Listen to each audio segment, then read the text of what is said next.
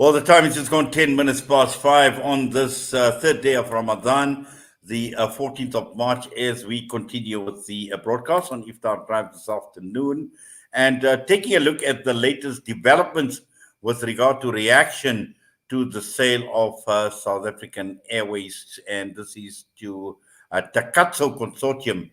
And the key question here is, what does this actually hold? What does this mean for South Africa? Remember, this has been our national asset. It's been our national carrier. South African Airways has been with us for a very, very, very long time. And now, with the sale to Takatso, we're going to try and unpack what all of this actually means. And we are joined by the national spokesperson for NUMSA, none other than Phakamile Hlubi Majola. Phakamile, good afternoon to you and welcome to the show. Good afternoon, and good afternoon to your listeners. Thank you for your viewers. Thank you so much for having me on the show. Wonderful, wonderful as always, Phakamile. And here we are now talking about a national asset, one that we held with a lot of pride in the past. I'm not too sure whether we can talk about pride now when it comes to SAA, considering what has happened over the years, bailout after bailout. Now we're hearing about the sale to this consortium. Yes, I do apologize for that. My phone, I don't know, I need to just get it charged. At the moment, I don't have power, but it's fine. I think I can continue. Thank you so much for the opportunity for NUMSA to speak about SAA.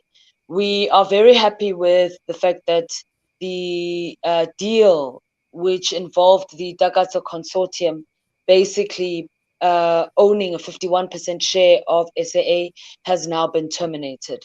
NUMSA, first of all, was always opposed to the privatization of SAA. But more so, this deal we had a real problem with, because it was very obvious that there were a lot of irregularities and that Minister Pravin Gordhan was simply refusing to account. He wouldn't account to the public. He wouldn't account to SCOPA. This deal was shrouded in secrecy.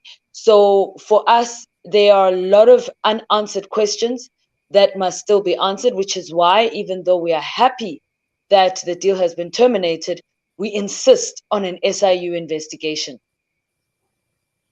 Yes. Now, we know that Minister Pravin Gordhan has been central to a lot that has been playing out, and to an extent that, he has been somewhat cagey on some of these deals, and particularly with regard to the SAA.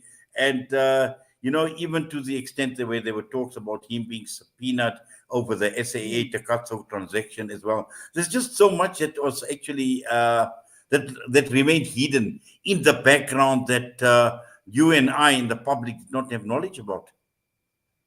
This is what is extremely worrying. This is not a private entity. This is a state-owned entity which members of the public have invested billions in. But I think it's also important that your viewers must remember that this restructuring that resulted in SAA being in a position where it could be sold happened off the backs of 3,000 jobs that were lost at SAA. So there were livelihoods that were lost as in order to enable this deal to happen. And this is why we are extremely angry, to be honest with you. We are extremely angry with Minister Pravin Gordhan, because we feel that during his tenure as the Minister of Department of Public Enterprises, workers have experienced nothing but misery. We have seen massive job losses under his tenure. If you just look at Denel, for example, as being one of the state-owned entities, there we experienced workers committing suicide because of the extreme financial pressures that they went through during the COVID, when Pravin as minister refused to intervene to ensure that they could get paid TERS money because the entity was in distress. And by the way, the suffering of workers during COVID-19 happened in all state-owned entities. It's just that Denel was the one example where we heard where 2 workers apparently committed suicide. So, I mean, besides the fact that we have collapsed entities, there's an actual body count as a reflection of the disastrous leadership that Pravin Gordhan has unleashed on this country as Minister of State-Owned Enterprises. But if we're looking just at Takatso, we have serious questions around this deal. I'm not sure if you have seen this interview, which has been doing the rounds lately since the announcement was made. It's an interview involving Gidon Novik, who's the founder of Lyft, on Newsroom Africa, where he says in that interview that as a consortium, as Gidon Novik, he was approached by an official of the Department of Public Enterprises for him to participate in a deal with a consortium. So in other words, he didn't initiate applying as a potential bidder. No, someone from DPE came to him and said, Gideon, why don't you connect with the guys at Harith, set up a consortium, and that consortium will be given a 51% stake of SAA. Red flags, anybody? I mean, for the minister to go and tell the public that there's nothing to worry about. Tell me, if Jacob Zuma had done something like that, we would not be mincing our words about what this is. We would call it corruption. But because it's Pravin Gordhan, we must give him the benefit of the doubt. This is completely unacceptable. These are among the things that we want the SIU to investigate. We also want to investigate, and we want to know who are the other bidders who were rejected in favor of Takatso. The reason this is an important question is because this week, the finance minister, Enoch Godongwana, said in an interview with Business Times that as Treasury, they refused to give SAA any funding because Takatso could not produce proof of funding. So in other words, an airline, which at some point was worth over 14 billion rand, was handed over to a consortium that has no money? No. An investigation needs to be done. We are not satisfied with the responses that Pravin has given around this. He cannot be allowed to sail off into the sunset until we have real details about what was going on. Well, in fact, talking of sailing off into the sunset, and this is exactly the point I wanted to make is, would this be worrying Pravin Gordhan at this point in time, now that he's made his decision that he's calling it a day from politics? It should worry him. It should definitely worry him. I think he expects to retire in peace. But as far as we're concerned, there's no peace for him. There are thousands of workers who are demanding accountability. You've got to understand that the more than 3,000 workers who lost their jobs as a result of the Takatso deal remain unemployed. And by the way, these workers, during the business rescue process, when they were being offered voluntary severance packages, on behalf of our members, we approached the DPE to say some of our members want to use their severance packages to invest in the airline and become shareholders so that they can use it to turn the airline around. Now, can you imagine if this had been a deal where workers were to benefit? Surely this is the kind of deal that we want in this country, where we talk about an inclusive economy. This would have been a perfect opportunity for workers to invest in an SOE and participate in the process of turning it around. Pravin rejected that idea. And we now find out that he engineered for Takatso to become the preferred equity partner at the expense of these more than 3,700 workers who, as I speak to you right now, are still sitting at home unemployed. He has devastated the livelihoods of these people. They assets. Their children were kicked out of school because this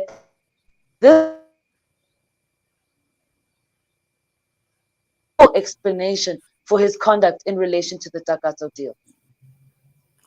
Yes. Also, Phakamile, I know this is going back now in, I think, December 2023 already, where NUMSA had made a statement and saying that Pravin Gordhan needed to be fired for this dodgy SAA Takatso consortium deal at that point in time. So this was in December already, and we in March, and now that, we see all this starting to surface out in the open, and this actually was seen coming.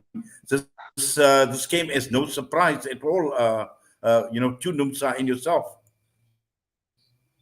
Yeah, no, for us, honestly, there are real questions that Pravin Gordhan has to answer on this issue.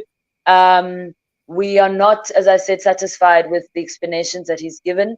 We've got to set an example. We cannot have another SOE being used and abused in the manner in which SAA was abused by this minister. But beyond SAA, there's a problem of the decisions that he took around ESCOM. I'm sitting here struggling to speak to you because I'm experiencing load shedding and I can't charge my phone. And right now, that is a small inconvenience. NUMSA on a weekly basis is getting Section 189 retrenchment notices from small and medium-sized entities because they simply cannot cope with the high levels of load shedding. There's no business that can operate with 2 or 3 hours of energy at a time. It's just not feasible. And part of the reason we're here is because we have a minister who refused to listen to Labour when we said, do not shut down the coal-powered fire stations. Make sure you find funding to improve them, improve their performance, and improve the maintenance. We were ignored. He shut down Komati. Now Komati and the immediate area surrounding Komati is a ghost town. Because in shutting down Komati, it shut down the entire value chain of the businesses that depended on the existence of that power station. Thousands of workers are out of work. Thousands of companies have been shut down. This is in a province that is, by the way, this is Mpumalanga. So it's not like Gauteng, where there's a lot of industries.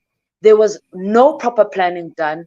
He rushed to include the private sector and the renewable energy sector, who are benefiting hugely through these deals at our expense. So these are among the reasons why we say this minister should not be allowed to simply retire without having to explain himself for the trail of destruction that he wreaked upon South African workers with the decisions that he took.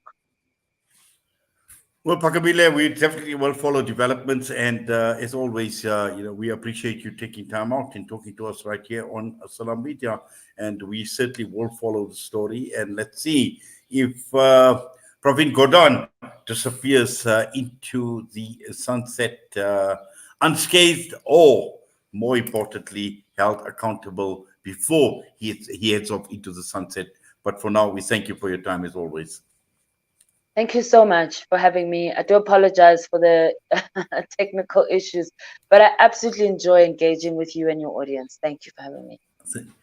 We certainly do as well. All the best. Phakamile Hlubi, Majola, national spokesperson for NUMSA, with us this afternoon right here on Iftar Drive. And we still have got a lot more to come on the broadcast this afternoon. We've got our Palestine feature that will be coming up shortly. We will be talking with Dr. Ahmed Makatma, plastic surgeon at the now decommissioned Al Shifa Hospital, providing us with an insight into the live realities of medical workers in Gaza during this month of Ramadan. So that is going to be our next crossing in a few minutes from now. And then at around 17:45, we will be handing over to Maulana Yunus Kawanga for a wrap-up and to take you through to the time of Iftar in Johannesburg.